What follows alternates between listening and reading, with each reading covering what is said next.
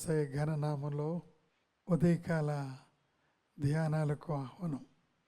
ఈ మధ్యకాలంలో మనం గమనిస్తూ ఉన్న ప్రార్థనా పరులైన తల్లులు, విశ్వాసము కలిగిన భార్యలు, భర్తలను ప్రభు విశ్వాసంలోనికి తీసుకుని వచ్చిన భార్యలు, బిడ్డలను కుమారులను వారు దేవుని సన్నిధిలోకి నడిపించిన తల్లులు, వాళ్ళ గురించి ఎక్కువగా మనం ఆలోచిస్తూ ఉన్నాం.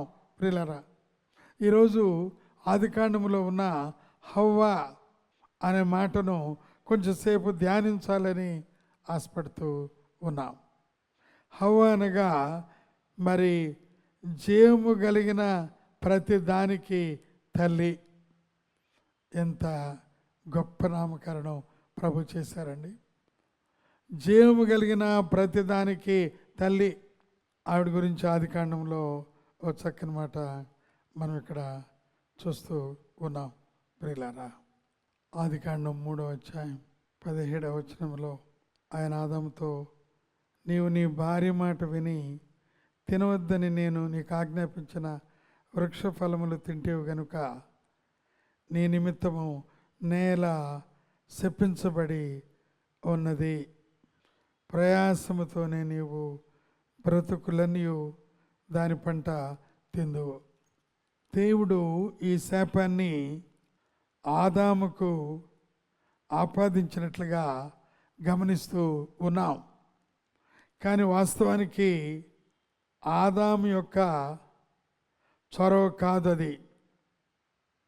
ఆదాము చేసిన తప్పు ఏమిటంటే భార్య మాట విని, భార్య మాట వినొద్దని దేవుని వాక్యంలో ఎక్కడ చెప్పబడలేదు.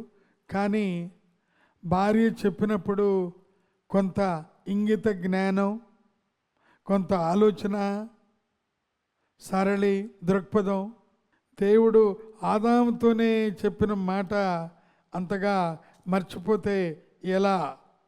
దేవుడు ఆదికాండం 3వ అధ్యాయంలో ఆయన చెప్పిన మాట, అయితే తోట మధ్యనున్న చెట్టు ఫలములను గురించి దేవుడు మీరు చావకుండానట్లు వాటిని తినకూడదనియు వాటిని ముట్టకూడదనియు చెప్పినని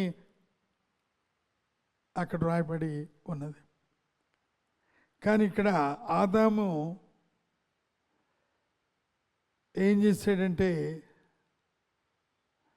తన భార్య ఆ పండును తిని తర్వాత ఆదాముకి ఇచ్చాను. అందువలన ఆయన అంటూ ఉన్నారు ఇక్కడ, తినవద్దని నేను నీకు ఆజ్ఞాపించిన వృక్ష ఫలములు తింటివి గనుక నీ నిమిత్తము నేల శపించబడి ఉన్నది.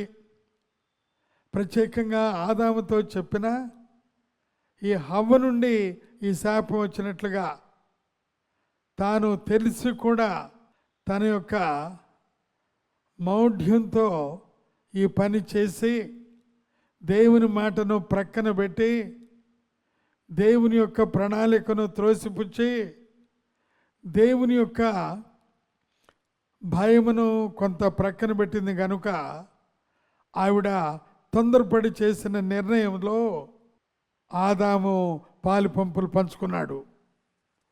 ఈ అవ్వ చేసిన విషయం ఎంత భయంకరమైనదంటే దేవుని ప్రణాళికను భగ్నం చేసింది. దేవుని యొక్క ఉగ్రతకు గురైంది. దేవుడు సవ్యంగా జరిపే ప్రతి కార్యమును వక్రంగా మార్చేసింది.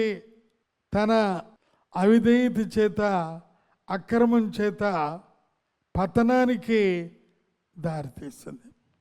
అయితే ఆవిడ అనుకోవచ్చు, అప్పటికప్పుడు తాత్కాలికంగా బాగున్నది కదా నేను తిన్నాను తను అనుకోవచ్చు. కానీ మానవాళి మొత్తం పతనానికి గురైనది. దేవుడు మరలా ప్లాన్ బి చేయవలసి వచ్చింది. మానవాళి మొత్తం కూడా పడిపోయి టోటల్ డిప్రావిటీ లాగా పతనము, పూర్తి పతనం అయిపోతే దేవుడు మరలా తిరిగి ఇంకొక ప్రణాళిక చేయవలసి వచ్చింది. అందువలన హవ్వ అవిధేయులందరికీ కూడా ముంగుర్తుగా కనబడుతూ ఉన్నది. అవిధేయులందరికీ ముంగుర్తుగా కనబడుతూ ఉన్నది. చివరిగా 3:15 నూతన ప్రణాళిక దేవుడు చేయవలసి వచ్చింది. మరియు నీకును స్త్రీకిని నీ సంతానమునకును ఆమె సంతానమునకును వైరము కలుగా చేసేదను. నీవు దానిని మడిం మీద కొట్టుదు అని చెప్పాను, అది నిన్ను తల మీద కొట్టును. నీవు దానిని మడిం మీద కొట్టుదు అని చెప్పాను. ఈ ఉదయకాలంలో అవిధేయురాలైన ఆ యొక్క హవ్వను, ఆమె ద్వారా అవిధేయుడైన ఆదామును మనం గమనించడం ద్వారా మనందరం అవిధేయులైన పిల్లలుగా మార్చబడగా, మరలా స్త్రీ సంతానముగా ఉద్భవించిన దేవుని కుమారుడైన యేసుక్రీస్తు రక్తము ద్వారా విడుదల కలిగి విమోచన కలిగి క్రీస్తు నూతన ప్రణాళికలో